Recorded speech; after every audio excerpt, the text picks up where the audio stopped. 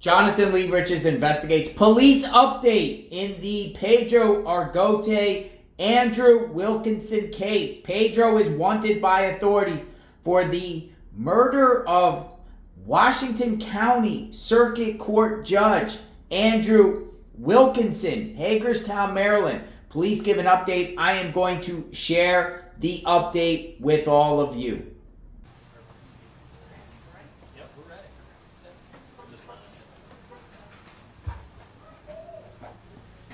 Good afternoon.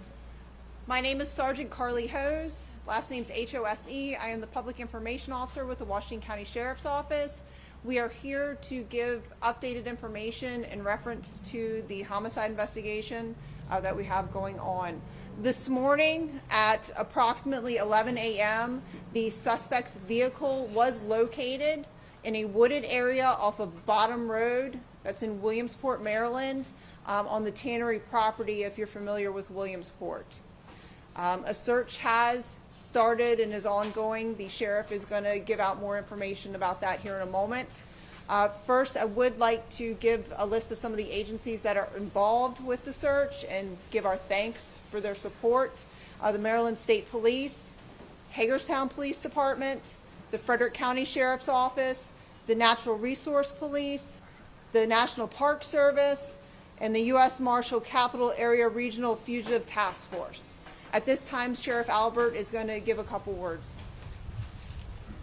Thanks for being here today. We just wanted to give an update to everyone in the community. Obviously it's an active investigation. We're still gathering evidence. This is a pretty remote area that we're searching in, so it takes a while. We have, like I say, I can't thank the other agencies enough that are assisting us. Maryland State Police, the Hagerstown City Police, Frederick County Sheriff's Office, the U.S. Marshals, their task force is on this, their nationwide search. So we're going to catch this guy. It's just a matter of time. We don't feel that the community's at risk here in Williamsport or the surrounding areas.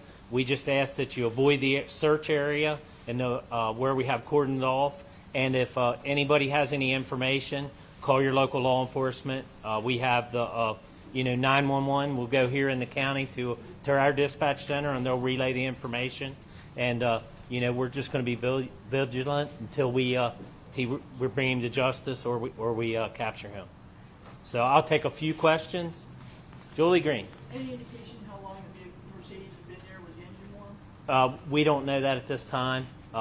We do know that we found by a local resident here about 11 o'clock this morning off Bottom Road. It's a pretty remote area, so it could have been there since Thursday night or sometime Friday.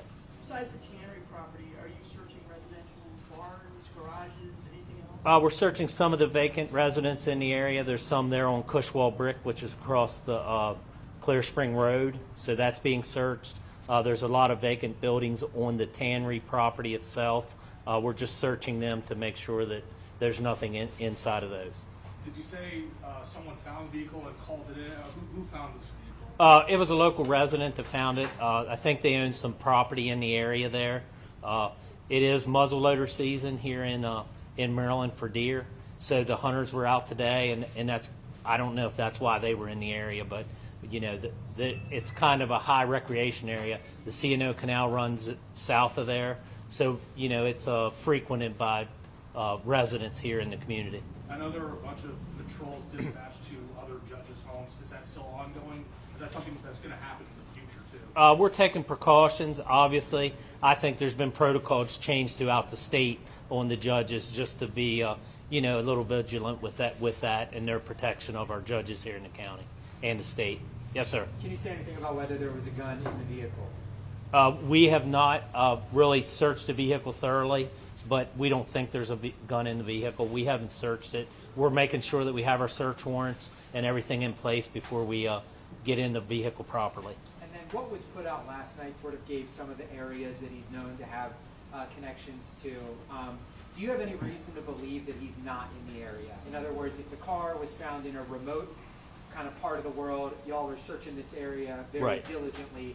Do you have any reason to believe he may not be in the area now that you've located the car? I mean, definitely that's a possibility that he is not in the area, but we have to clear this area to make sure. It's a pretty big area that we're looking at. You know, it's hundreds of acres in there that, you know, within a 10-minute walk you can be at a lot of places down there, especially with the canal. There's a railroad track that runs through, and then some other local roads. So we're just clearing it just to, you know, we can say, hey, he's not here, or hopefully we can locate him. And then on the car point, are you waiting for a warrant to search the car, or why haven't you looked inside Yeah, the car? we have a warrant, so we're going to wait till we clear the area and it's not an active scene, and then we'll tow the vehicle to a secure area for search warrants. You know, we'll pull the computers, GPSs from it, and then the contents, obviously, if we find anything in the vehicle. But, sorry. And Sheriff, how do you pronounce the last name? My last name? No, his. Oh, okay, I'm sorry. Argote. It's some people's been saying Argote, but the family, it's Argote, is how they pronounce the last name.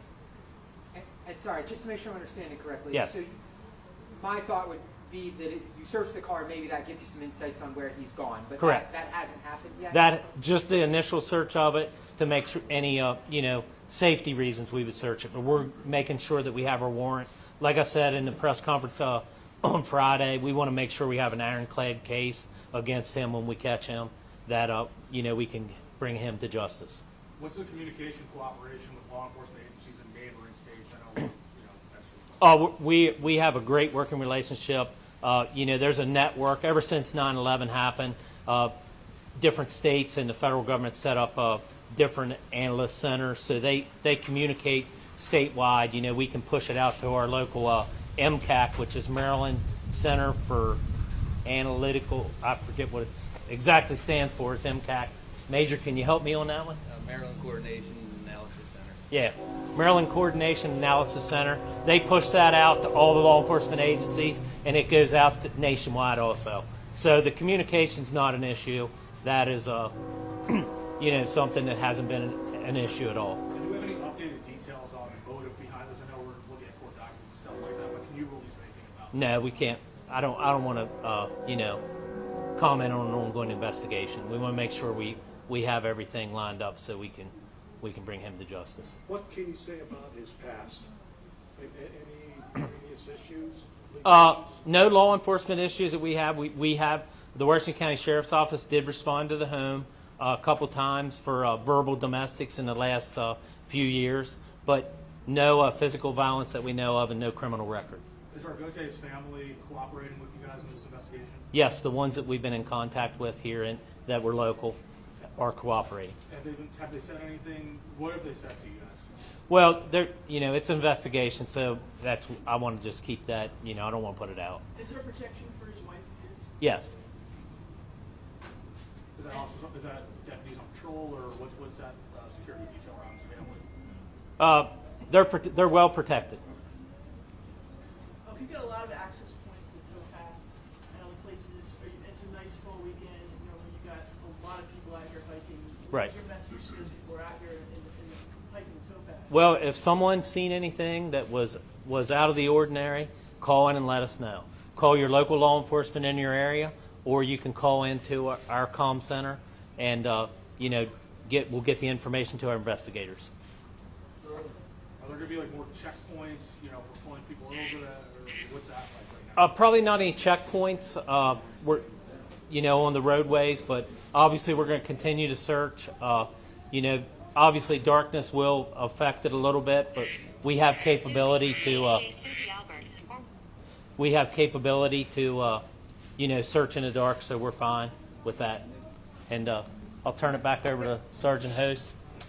Okay, so as we go through, more information becomes available. We will be sending out releases and whatnot, so look for those, and we appreciate your time. Thank you. Thank you. Thank you. Thank you.